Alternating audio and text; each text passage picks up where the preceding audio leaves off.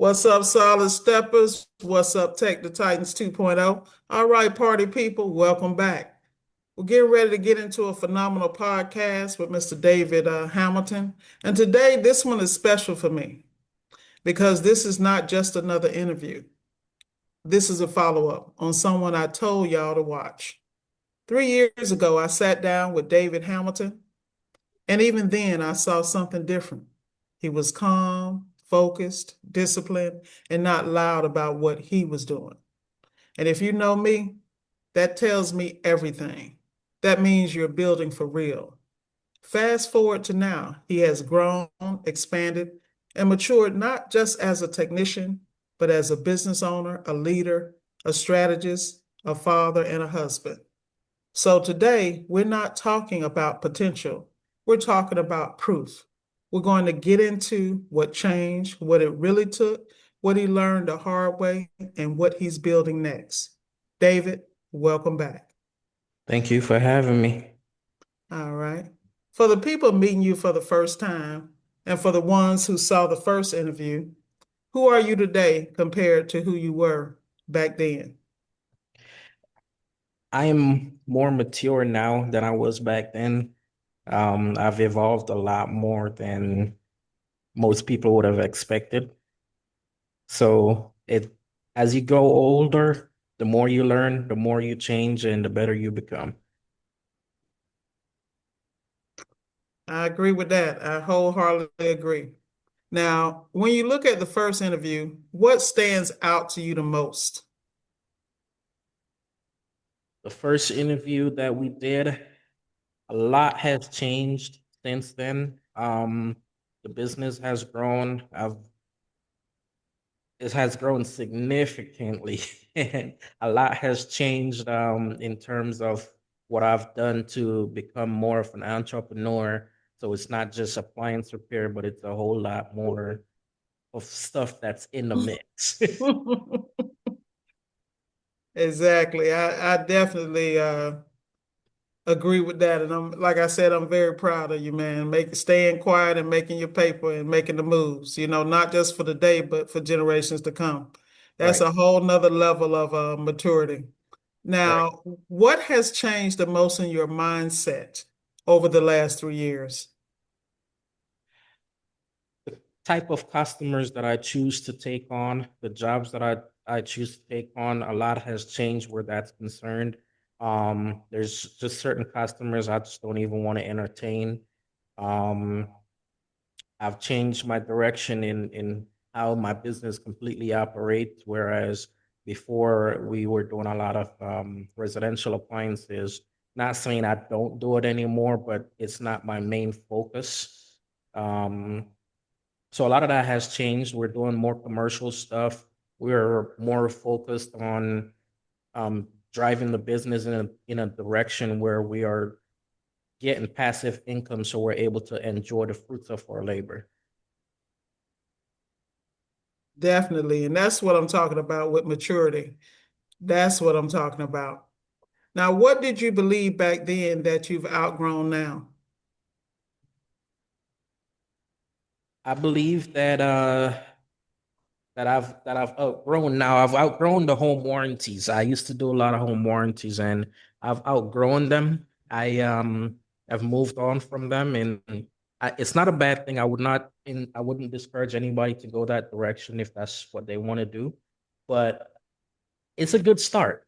And you will realize that once you start out with them, you make your money, you make a name, you gain your clientele. Eventually, you're going to want to move on from them too. There's nothing personally against them, but as you grow and as you see how the business goes, then you're going to want to make a shift for the better and not for the worse. Exactly. When did it hit you that you were really leveling up? It hit me. We'll have to do a series back, like to when I first started, because when I first started, I mean, not only being hungry and eager to get into the game, but I was very excited for the little that I was making. Because I remember my first day ever being out in the field. I made $300 for the day and I was dumb excited. I thought, okay, yeah, I've made it now. Reality hit when it got slow. The cost of doing business, huh? Yeah, when it got slow is when the mindset changed. And then I had to start looking into different ways to fill in the gap of the slow season because at the end of the day, you're still going to have bills, you still got marketing to pay for. And there's different type of business owners. Many business owners at that point, when it gets slow, they're going to jump the gun and they're going to go back to working for somebody, which I have nothing against you for doing that. But at the end of the day, you got to do what you got to do to put food on the table for your family. I agree. I agree wholeheartedly. Now, let me ask you this. What looked good from the outside, but was actually heavy behind the scenes, like something you started and when you got in it, you was like, oh, I had to say was seeing other people doing it and making it look easy was the difficult task because a lot of people don't tell you how difficult it is. They just make it look easy. And if I do say so myself, a lot of people tell me that I make it look easy now.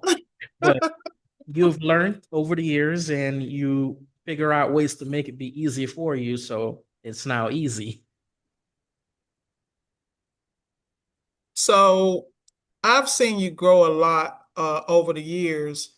What has this growth actually cost you? You know, there's a price for everything. This type of growth, especially in business, it has cost relationship because along the way growing, you're going to meet people, you're going to make relationships with people, and then when better comes, you have to burn that other bridge for better. It's going to mess up relationships that you have had and have taken a while to build. But in the long run, not everything lasts forever, so it comes with the territory. I agree. I agree. Everybody can't go. Correct. Wherever you go, whenever it's time to level up, you're going to know automatically who's supposed to be there with you and who's not going to be there with you. I agree. Now let's talk about the business side because people hear growth, but they don't understand what that really means. What did growth actually look like for you besides the money, besides that? Because, I've been, friends with you, and like the reason I travel, you introduced me to so many things. This is why I always want to give people their flowers. Like people feel I'm uber successful. I'm just consistent. But Mhm. I also had people like you to look out for me along the way. And I Right. really appreciate that. So what did growth actually look like you? What looked like for you? Was it more calls, more territory, more people, more responsibility? Okay, so it's not so much more calls, but it was more so creating. It was more so creating the relationships with people that's going to give you steady work year round without having to pay for marketing or without relying on a home warranty or somebody to give you calls. And I'll give you an example. Like when I first started out back in 2020, I used to rely on Thumbtack to get all my leads. Eventually, I started having people calling me from home warranties. I got on the phone with them. We worked out our contracts and I got into it. And I used to drive, and you know this too. I used to get up just so I'm not competing with other people. I'll call the warranty companies. I'll be like, hey, what's an area that you guys have a lot of business, but not enough technicians or no technicians at all? They'll tell me. I'll book me a hotel room. I go and I stay there. Clean up the area, come back home and chill. But like I said earlier, with everything that you do, every business has a slow period. And when that slow period comes in, immediately you're starting to scramble and wonder what you need to do at that point. For me, it was a phase of where I just needed to think and figure out what I was going to do after that. And for me, that was investing my money. And that investment later on becomes passive income to where I can do less work, but money is coming in at the end of the day. All right. I agree with that. So I want to back up a little bit because I don't want people to miss this part. Now, you said you would pick up the phone and call them and ask where was the demand and the low supply as far as technicians.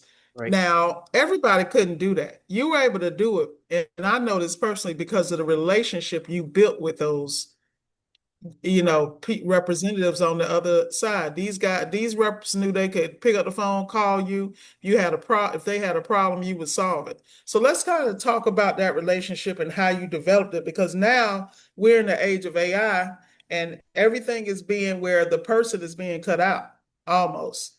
Right. So, I mean, for me to develop that relationship, it was just I'm just being myself, honestly. I mean, when they would call and ask, "Hey, can you service this area?"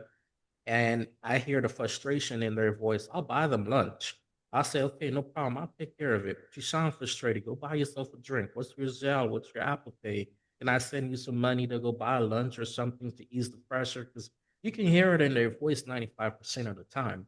So doing that and then having them call me outside of work to tell me, "Hey, that you did today, you had no idea how much that actually helped me because I really needed it and you helped me in a time that I didn't have it, you know?" So I built that type of relationship that way to where they felt comfortable enough with me, not only because I'm giving them something that they needed at the time, but also the fact that I was going to help them take care of the work that they needed done. Great, great, great. So what part of your business grew fast and what struggled to keep up? Business for me grew really fast doing residential. The part that I struggle in the most, and a lot of people will tell you the same thing, is actually having reliable people to actually help you with the work. But apart from that, business grew very fast because of reliability, knowing what you're doing, being upfront and honest with customers, and charging reasonable prices. So when did you realize you weren't just running calls anymore, you were actually building a company? I would say that after my second work truck that I bought, which was like after my first year, that's when reality kind of hit because the phone was constantly ringing. And I was like, okay, well, I need to get somebody to start answering these phone calls to ease the pressure off me. Yeah, a good CSR saves us all, definitely. Yeah. And what systems did you have to put in place to keep everything from falling apart? And be honest, what broke as you started to scale and grow? Well, like I said earlier, relationships broke on the way because with every time you level up and you have to not be able, you can't accommodate certain thing, you're gonna disappoint one person and they're not gonna be happy with your decision. So you're gonna break relationship. Um, Vehicles come and go. You've had customer relationship that has been broken, which is just about everywhere. I mean, there's times when you go into a customer home and you tell a customer, "No, I can't do this for you today," and "No, I can't work on this. I don't know how to work on it," and they're disappointed. So you lose that relationship with that customer. Um, it every time I have one specific customer that I regret losing. It's a Jewish guy, pretty cool guy. He's a house sitter and he has a lot of houses that he watches because most of his clients are in different parts of the states. They're only here once. And I remember Mhm. once he called me and I was out of town. I wasn't able to get to him, and the way how he sounded on the phone, that you could hear the sigh of disappointment.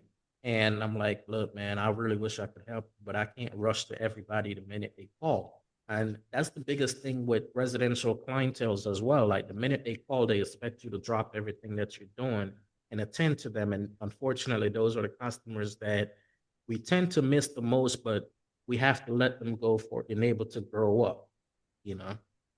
Exactly. What do people misunderstand about growing a business? letting go of the past. You gotta let go of the past, girl. Yeah, that's a rough one. That's a hard one for all of us, It, man. I mean, sometimes you want to stick to the roots that got you started, but in order to grow past it, you have to let it go. How do you get past the fear though, of what you know, even though you see it dwindling and it ain't gonna be there? How do you let that go and leap into new territory?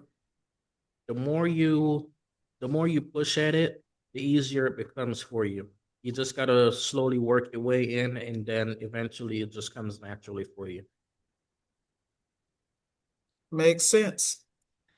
Now I want to shift into something important because I've watched you expand. What made you start moving more into commercial work? More steady pace of income. No, like I said earlier, and I've been stressing, um, residential appliance gets slow, but commercial appliance do not get slow at all. There's always going to be something broken, whether it's a soda machine, ice machine, a walk-in cooler, walk-in freezer. Something is going to be broken on a commercial side. But not only that, building a solid relationship commercially, you can be able to fulfill anything you need. Like I remember the first time when I met this guy, one of my commercial contracts, this guy has 28 stores. When I first met him, I told him, hey, I know you got a bunch of ice machines. You don't have to hire me to fix them. You don't have to hire me to fix anything in your store, but I can be your main person to clean your ice machines for you. And he gave me the try. He said, okay, I'll let you start with three. I went in, I cleaned them. He called me up. He said, these look good. And the funny thing about it is I had help department when you came in after you came in and cleaned them. And they were very impressed. My stores were going to be shut down. Him seeing that and me giving him something that I know for a fact that he needs, even though he never knew he needed until I showed him the before and the after pictures and him passing the health department. He said, okay, how about you take care of all 28 of my stores? And we sat down, we talked numbers, and we came to an agreement of what a solid monthly payment would be to do maintenance, not just on ice machines, but everything in the stores on a monthly basis. And to me, that's a solid gig. I mean, whether you're slow or busy, you still have a income that's coming into you monthly. And see, this is what I love about you, David, because you just let that roll off your tongue like that was regular. So I'm going to ask the questions that everybody watching want to know. Number one, did you have a background on how did you feel comfortable going in the commercial? Number one. Number two, what would you recommend? Because a lot of people shout out to Mr. Mike Reed over at his channel. I always tell people to go watch him because he's a commercial guy. Um, how did you, number one, get to the point you're commercial? Because I mean comfortable in that, because we think restaurants, we think all the drama, the ice cream machines always broken in McDonald's, we thinking like stress, stress, stress. But per usual, David always makes it sound easy. So what would you recommend if someone wants to transition, and where should they start training or whatever, what things of that nature? What do you recommend? So for me personally, I started working with a company when I was going to school. I was going to HVAC school, and I started working for a company out of Miami called Ken's Beverage. Now, Ken's Beverage is a huge company. They're known all over the United States. And funny enough, Ken's Beverage, each branch of Ken's Beverage specializes in something different. And I'm going to explain. So the Miami branch specializes in soda equipment. We did the cruise ships, we did all the McDonald's, we did the ice machines, we did the whole backroom setup for the syrup and everything. We did the CO2. Then you go to the next location from Miami, which is Tampa. And Tampa did ice cream machines, they did ketchup dispensers, they did bar guns. We thought that in Miami, everybody did the same thing. But then when you go to another office to help them out, you're like, wait, what the hell is going on over here? Like, this is all foreign to me. Then you move over, fast forward to Georgia and North Carolina, and they doing tea machines and coffee machines, and you're like, am I still in the same company? But each office that you've gone to was able to teach you something, give you a bit of information that you need to be able to move forward in life. So when I started my own company and I wanted to be able to service these equipments, I reached out to every manufacturer that I remembered servicing at Kent's Beverage. And they were the ones to say, okay, well, we have this class and this is what you need to do. You need to go get an AVO certification. I'm like, okay, what is an AVO certification? Or like, well, AVO basically tells us that you were briefed on basic electrical safety so that when you work on our equipment, we know for a fact that you're going to take the necessary safety precaution that you need to take before you can work on it. Okay, no problem. I did the class. I called them back, sent them my certification. That AVO certification lasted for 4 years. So after doing that, I was able to reach out to the ice cream manufacturer, which is Taylor. I was able to reach out to Manitowoc, Scottman, um, Hashikashi, Ice Machine. I was able to reach out to all the brands that are inside of a McDonald's store, get training, get certification on them, and access to the technical support because you're not with the training that these people give you, majority of them are between 2 and 3 days, and then you're certified. So there's stuff that you're gonna get the basic information basically. You're not gonna get everything that you need to know to get your hands dirty. But once your hands are dirty, you can pick the phone up and call technical support and figure out how to fix something and go on from there. So the best thing to do, I would advise anybody, is to get your AVO certification and call each manufacturer up. And the good thing about it is once you're certified with these people, you can call different restaurants, speak to the owners, tell them you're certified. You provide this service, give them your business cards, or you could just be listed on the manufacturer website as a preferred vendor. A lot of them do that. Like Manitowoc does that. Once you get all the certification with them for installation, maintenance, service, they list you as a preferred service provider, and customers call you when they're looking for something to be done. So, what mistakes do people make trying to jump into commercial too fast? Not having the knowledge of what you're doing.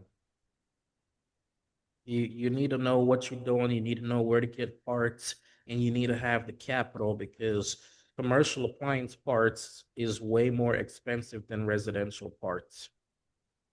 So you need to know where you're getting them from, and you need to have the capital to get them because most of these commercial appliance, those owners are not willing to wait too long to have their equipment fixed. McDonald's is different because they have multiple of everything. But you meet up a small convenience store guy, he needs it right away. Good to know, good to know, good to know, good to know. Now, what's the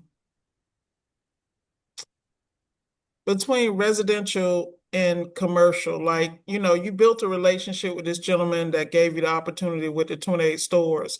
And when you said maintenance of basically everything in the store, it almost sounds like you went toward facility management. Right.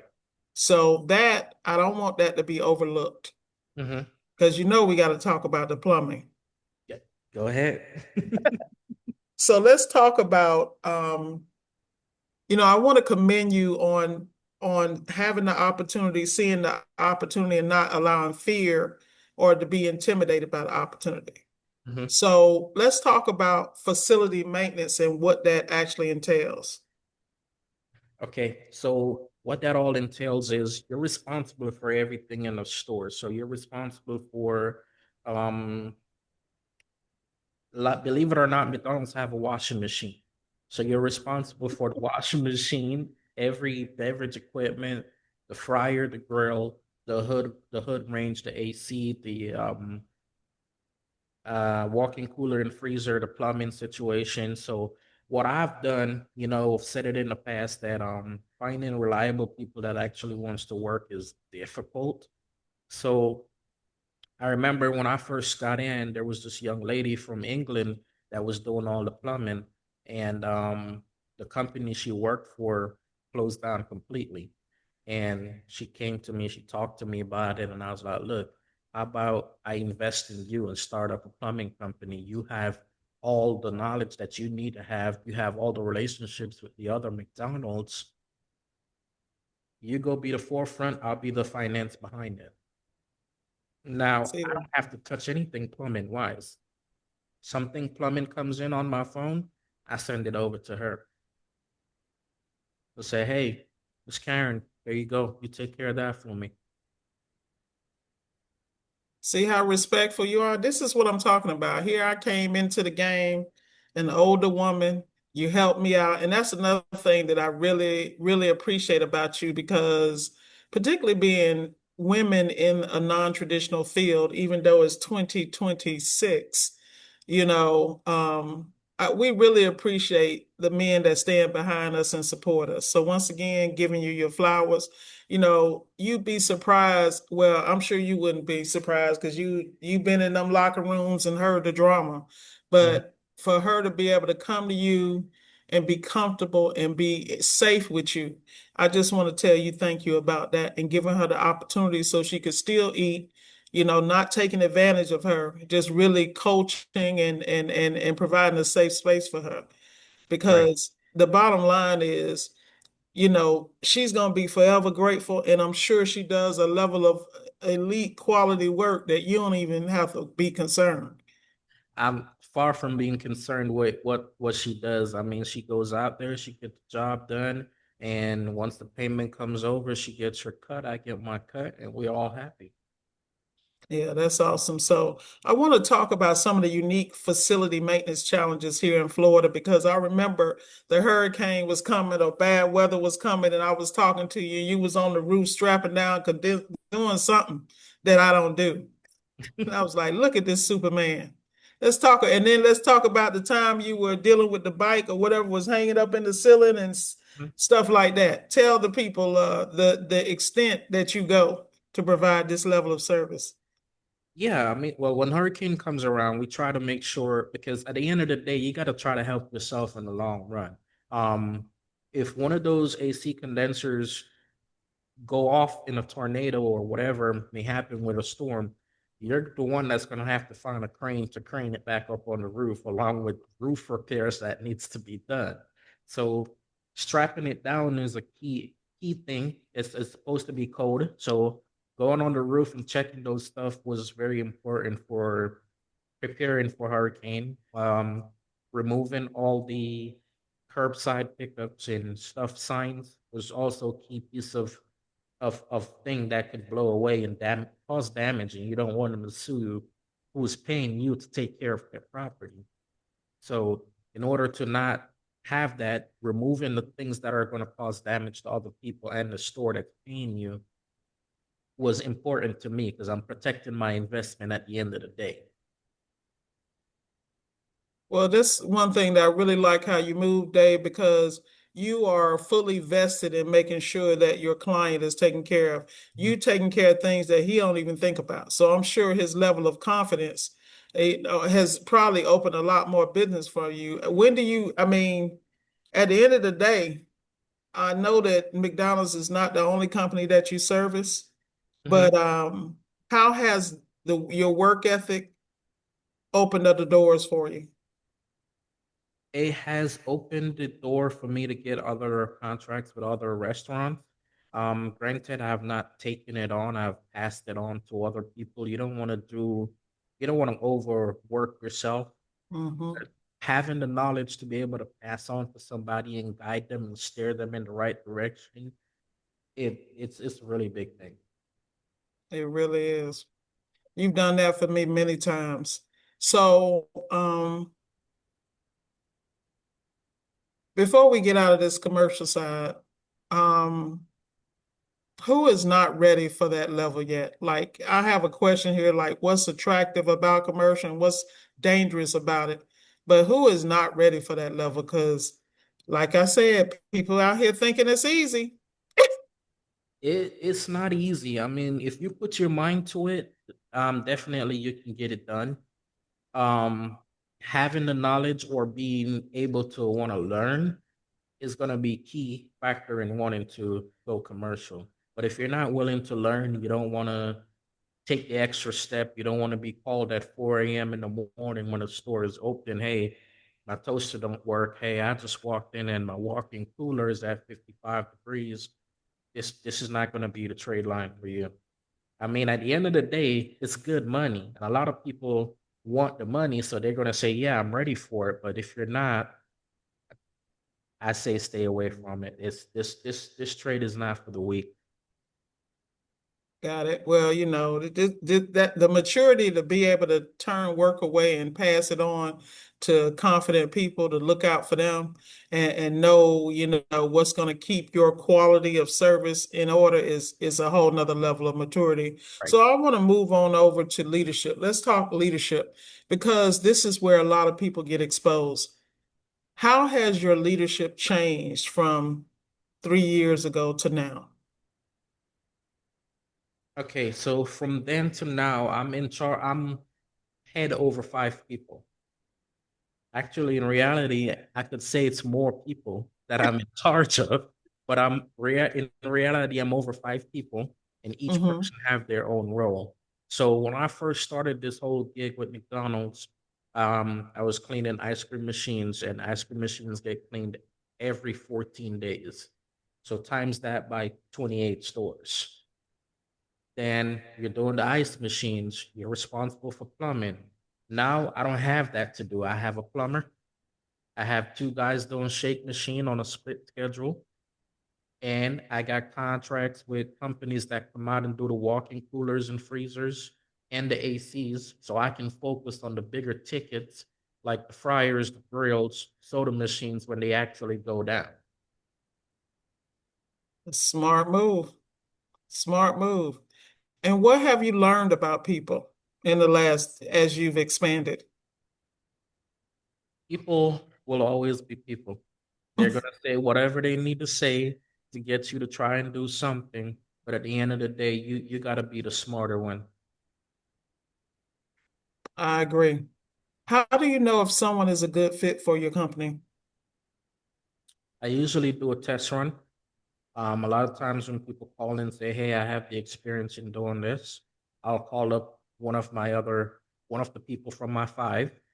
Hey, can you take this guy here? I see we have a work order for this. Take him here, stand back, let him do the work. Let's see what he knows for real. And if he can show what he knows for real and it doesn't break in 2 days, then I'll give him a call back. But if I see that he's confident and he wants to learn and he's willing to be humble and learn, then I'll take him on board and I'll train him. Good stuff. Good stuff.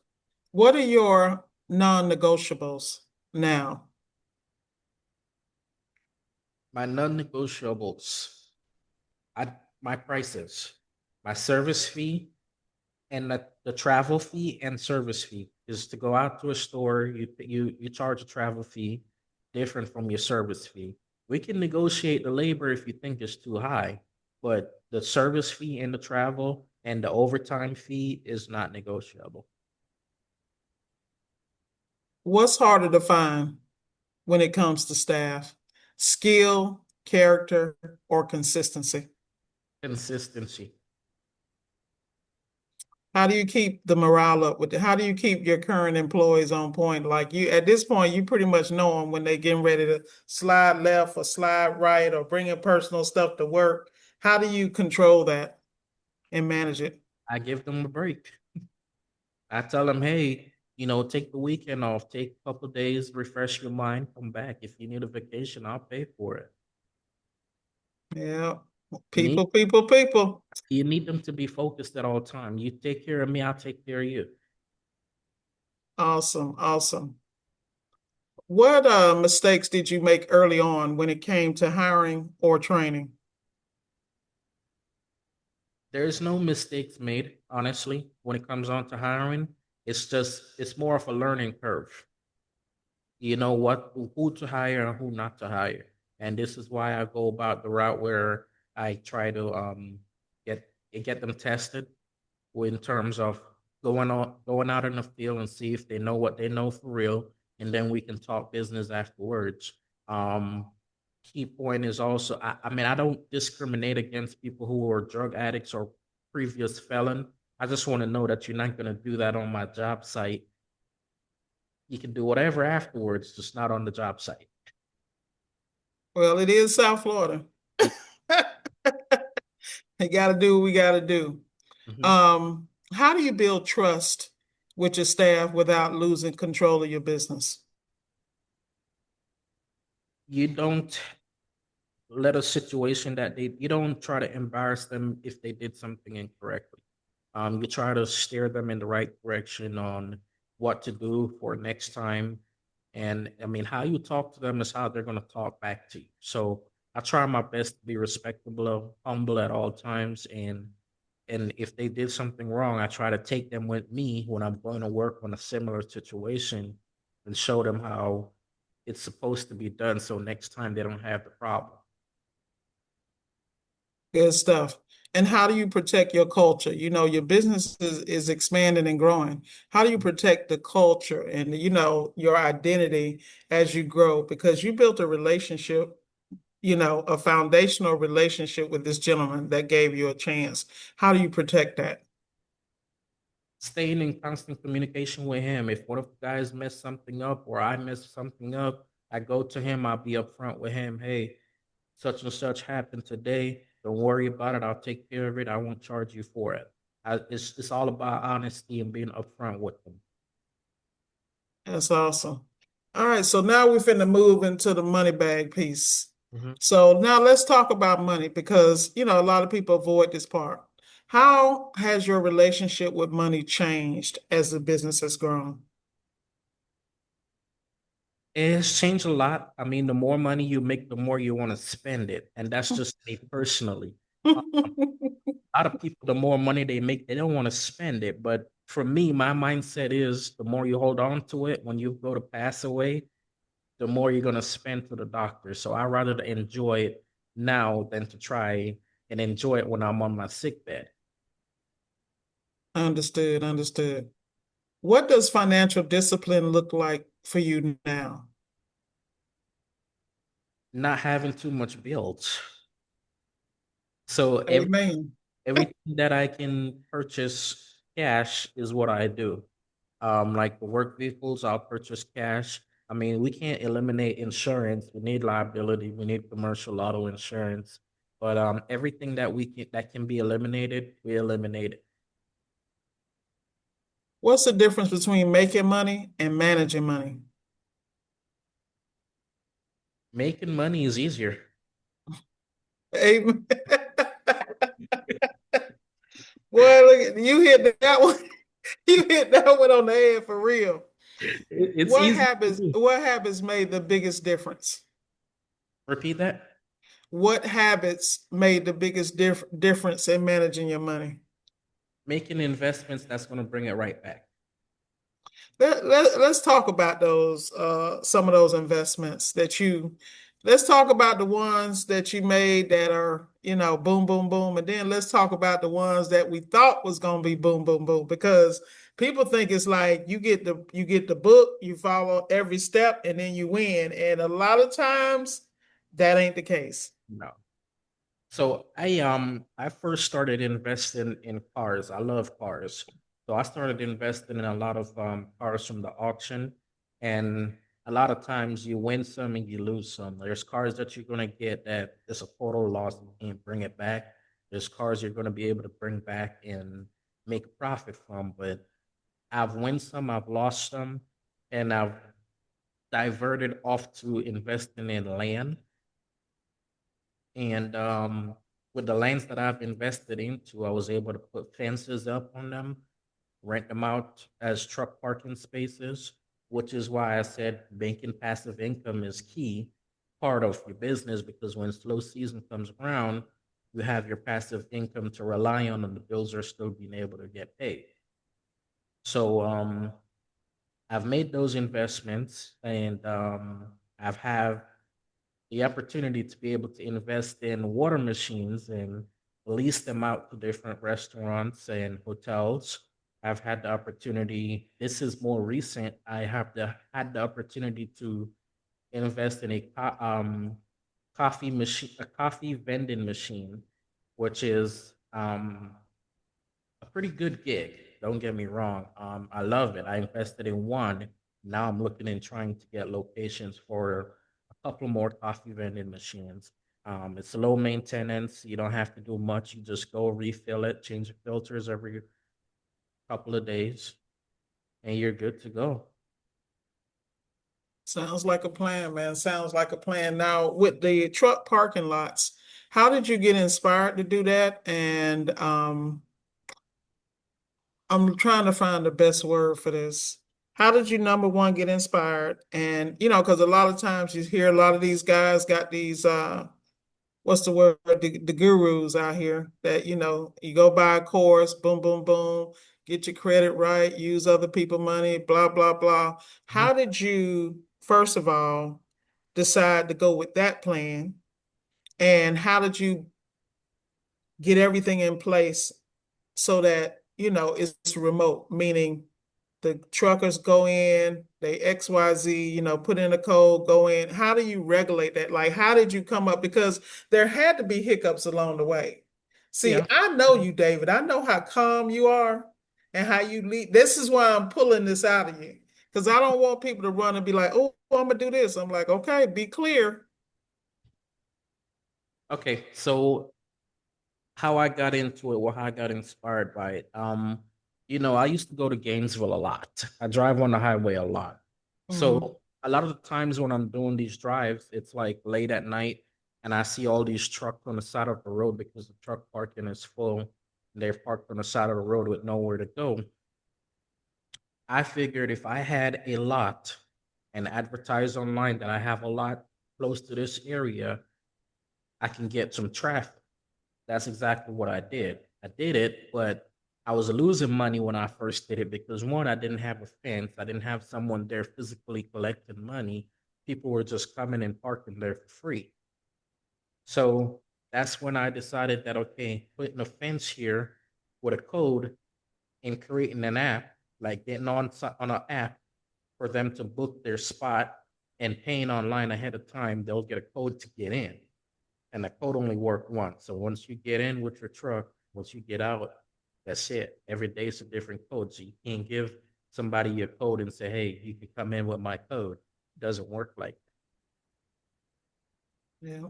So So it's how did a you, lot of research. okay.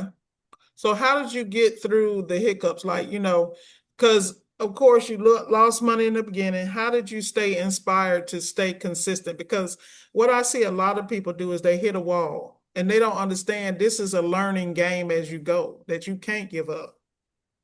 Daybreak Appliance is a learning curve. Every business that you do is a learning curve. So if you hit a snag and you decide to jump out of it right away and not try again, this ain't the business for you.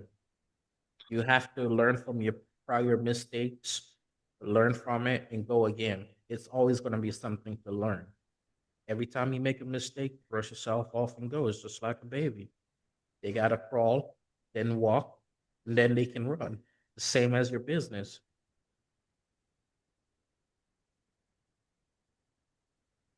So that's a great story regarding the trucking and that type of investment because like I said, it's a lot of people don't understand business is not automatically millions of dollars, No, you it's not. know, and So it let me and share you something with you. My biggest inspiration with business is actually a woman. oh yeah. You know why? I'm gonna tell you. So the owner, I work on these water machines. I have a couple water machines that I buy. Mm-hmm. Owner of that water machine company is a female, right? And what inspired me about her story and how she started, she had one business and she invested in 70 more businesses. So now she's the owner of 70 companies and she's worth $8 billion a year. That's a major inspiration. If a woman can do it, what says you? Exactly. Exactly. And it's all about never giving up. Yeah, she definitely stayed focused because I mean, there's no words for that one. But at the end of the day, this is America. People talk X, Y, and Z, but where else can you do that? Right. And she owns 70 companies. She started something so simple as you see how you and I sitting here. You own Laser Appliance, I own Daybreak. She started Hmm. out simple with owning a company and he invested every dime that that company made to start another one, then another one. Then it keeps going on. Then she started buying franchises.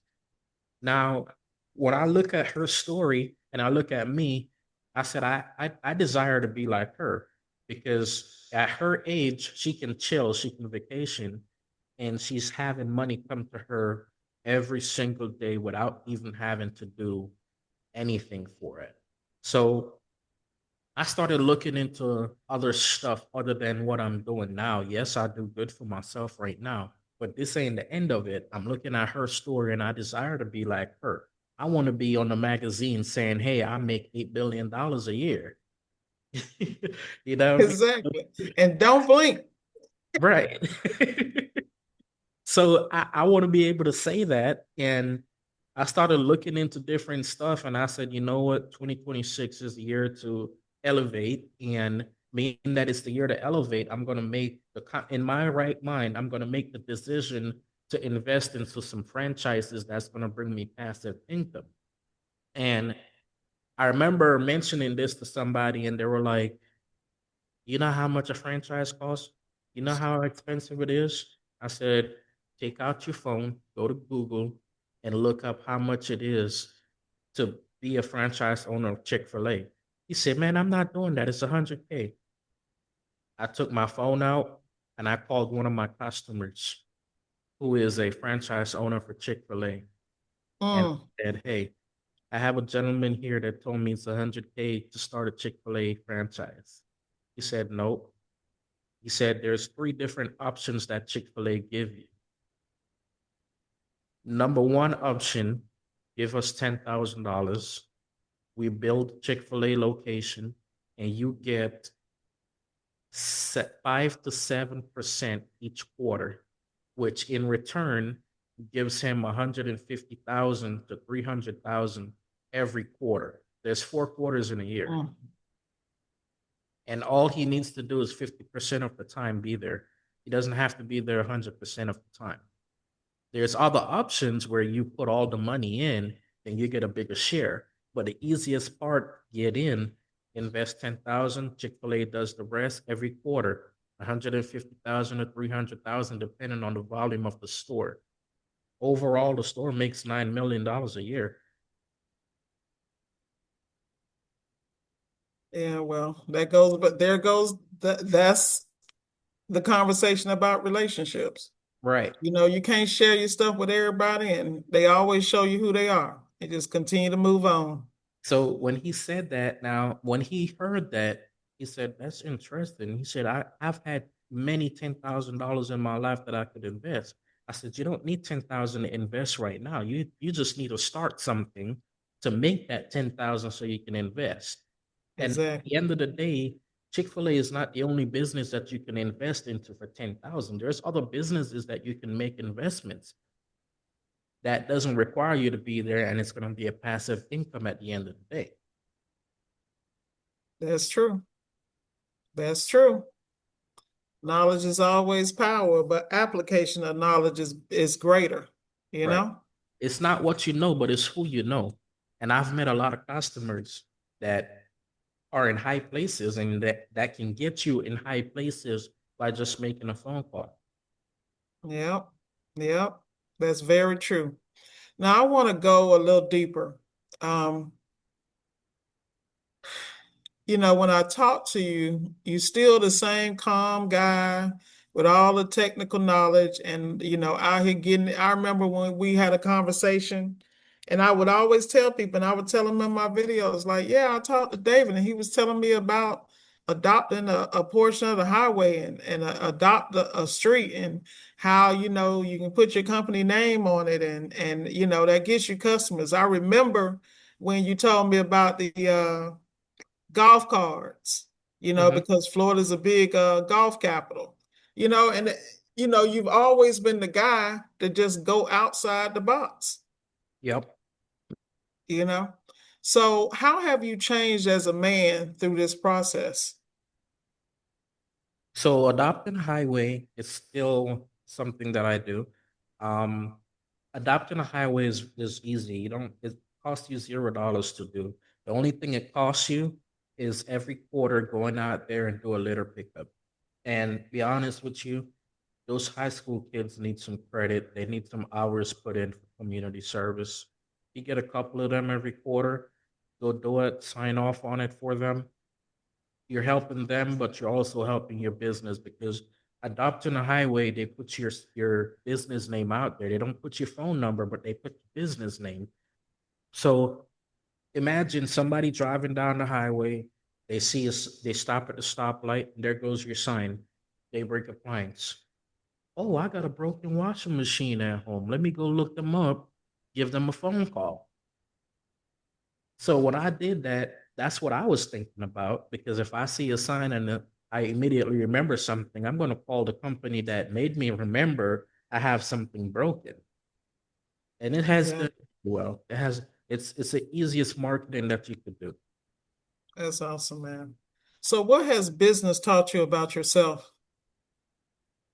It has taught me a lot of patience. Um, I grew up in Jamaica. Um, I was once a hothead, wasn't very easy to get around, but being in business and having to deal with people has taught me a lot of patience. And it's not for a bad thing. It's a good thing. That's awesome, man. So how important has your support system been? A support system has been great. My wife has always been there. My mom has always been there. My family's always been there. You know, I got a little rugrat running around that eventually I'm going to have to teach about business. So the support system has always been there. The It took a little bit of convincing for them because at first giving them the idea that I was going to quit my job and go into a business, not having the knowledge of the business, but I'm quitting my job to go in a business kind of scared everybody. But it took a little bit of convincing after they see the amount of money that the business can make. It took a little while for them to actually see my vision and what I was trying to do and where I was going with it. So everybody's 100% on board and ready to go.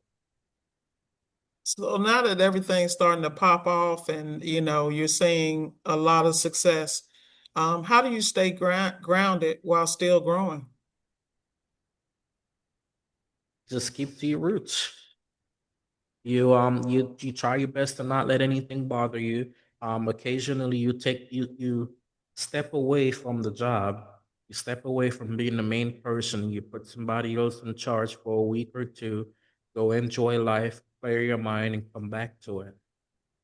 That's That gonna be was the key thing because the minute you get to a point where you feel overwhelmed, you're gonna snap at your customer, and that's not what you want to do. So taking a break is definitely something that is needed periodically and go and take a vacation, go see family, enjoy life a little bit, come back, you'll be refreshed and ready to go again.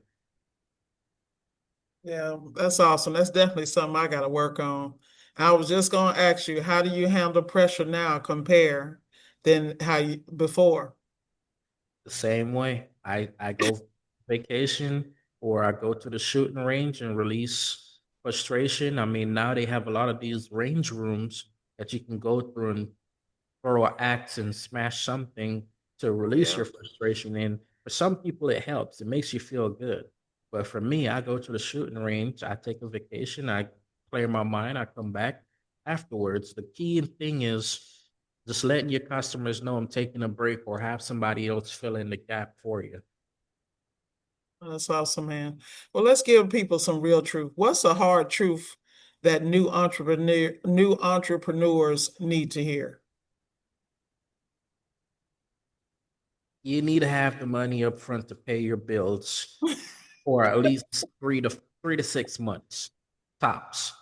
Because if you're not good at starting a new business, is not just it's not easy. Marketing, you'll spend a lot of money in marketing, but if you don't have any readily reviews available, people are not going to go for you as a new company. People look at reviews, they look at quality of work before they go for you. So I say be ready to have 6 months worth of bills. That's just not your house bills, but your car payments, your insurance, everything to keep you in operation, as well as paying for marketing while you try to make a name for yourself. So what in your opinion, what are people doing that looks productive but really isn't? Advertising false information on social media. Social media is a big thing out there, but a lot of people are advertising falsely to make you think that something is going on when nothing is actually going on. It's very easy to do it, especially with AI these days. That's true. And what separates talkers from builders? Builders don't talk, they show proof. You got to have the proof behind it. What bad advice needs to stop in the industry? Just think about that. There's a couple of them out there. But the thing is, we, not everybody needs to be in the business. Not because somebody knows how to do something means that you should advise them to go start a business. It's not built for everybody. All right, we're going to move over to the future. Let's talk about what's next. What are you building now that you could not have built before? I'm building generational wealth. I'm building more passive income. I'm investing in a lot more stuff that I wasn't able to do as a regular worker, which again, nothing is wrong with being a W-2 worker or a regular worker. I've seen a lot of people that has a regular job make investments and done very well for themselves. Like one of my customers, he's an engineer, he has a regular job, but he owns 48 apartment complex. So you can do it. Like there's a few key people that I've met that have been very inspirational to me and has been pushing me. And I must say, I'm leaning more towards um, building real estate, just commercial real estate and residential real estate that's going to bring passive income to me and my family. It's all about legacy. Yeah. So where do you see your business in the next 3 to 5 years? In the next 3, 5 years, where do I see Daybreak? Daybreak, I want to start a scratch and dent company. Whereas we sell scratch and dent appliance, I want to also start a program where um, we help people, young people that has gone to prison and back. We want to help them learn a trade so that when they come out of prison, they're not stagnant for something to do. We can teach them a trade, whether it's going to be appliances. Most likely it's going to be appliances, but we can teach them car wash stuff. We can teach them HVAC. We can teach them electrical. We can teach them plumbing. We have the people and the resources to do that and help them. So in the future, that's what I'm looking to do because everybody deserves a second chance. I agree with that. I agree with that. And there's a lot of workforce initiatives, especially in Florida, specifically for that. Um, what do you want your name to represent? Quality at all times. That's it, man. What do you see that other people do not see? What do I see that other people don't see? I see the joy in the customers knowing that they are able to get something fixed and you're not going to give them bad news or you're not going to screw them over. I mean, there's a lot of companies out there that, and I know you've seen it as well. You've gone into the house. Oh, this company was here and they charged me $1,800 to do this and it's still not fixed. And you go in there, it's a $20 fix. Facts, facts, facts. If you could go back and talk to the young man that came to the States from Jamaica, that started at Ken's Beverage, what would you tell him? Keep doing what you're doing. Stay focused. I love it, man. Remain humble and stay focused. That's what I tell everybody. There's an opportunity for everybody, but you got to remain humble. The minute you come out of that humble zone, that's when everything just crumbles. Yep, exactly. When we sit down in the next 3 years, what will be different? More investments, expansion, probably more rugrats running around. Um, Definitely going to be in a different house. We're probably going to be building something. You never know. We probably have something in another country that we've invested in, but in 3 years, time will tell. We'll have more people working. We'll have more stores working.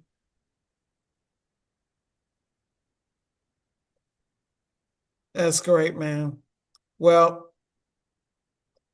I'm going to wrap this up with a rapid fire for you real quick. And we're going to do this real quick, man. I really appreciate you joining me this evening. So we're going to run through this quick fire questions real quick. One lesson that made you money. One lesson that made me money, having the knowledge to be able to fix it. One lesson that saved you stress. Hmm. One lesson that saved me stress. Being patient. Just not talking back to the customer. One mistake you'll never repeat. Taking on a job that's bigger than me. Amen. We've all done that. Yeah. Yeah. One trait every technician needs. Repeat that. One trait every technician needs. Known his worth. Amen. One trait every business owner needs. Know when to say no. One thing people fake too much. Having knowledge and don't have it. That's a real one. Yeah. And one word, go ahead. I've seen it way too often. Yeah, well, you know where you at, bro. You in South Florida. I think it's everywhere though. I think it's throughout the entire United States in the trades period, whether it's appliance repair. Because I tell people all the time, appliance repair is like the gateway drug of the trades. You Right. got plumbing, you got electrical, you got, HVAC, you got everything that, that's Right. out there. It's a start. Yeah. And one word for your next season. Evolve. I'm telling you, man. Well, David, I appreciate you. What I respect about your journey is this. This is what real growth looks like. Discipline, consistency, learning, humility, and building something real over time. Not hype, not talk, real work. And for everybody watching, I hope you heard this earlier. Success is not accidental, and growth will demand more from you than you think. David, thank you for coming back and sharing this with us. I Thank appreciate you, man, and thanks for still picking up the phone and returning my calls because where you going? I don't know, man. That air gonna be real thin up there. I'm gonna try to keep up though. you. You're always there. All right, man. Well, once again, tell the wife and family I said hello. Thank you again for gracing us with your presence. And as I stated, I'm certain that this podcast and your words will be an inspiration. Do you have any last words you'd like to share with the people? Stay focused. Not all money is good money. A man of little words. I'm telling you, solid. All right, bro. Thank you again. I appreciate it. Thank you for having me. No problem, man.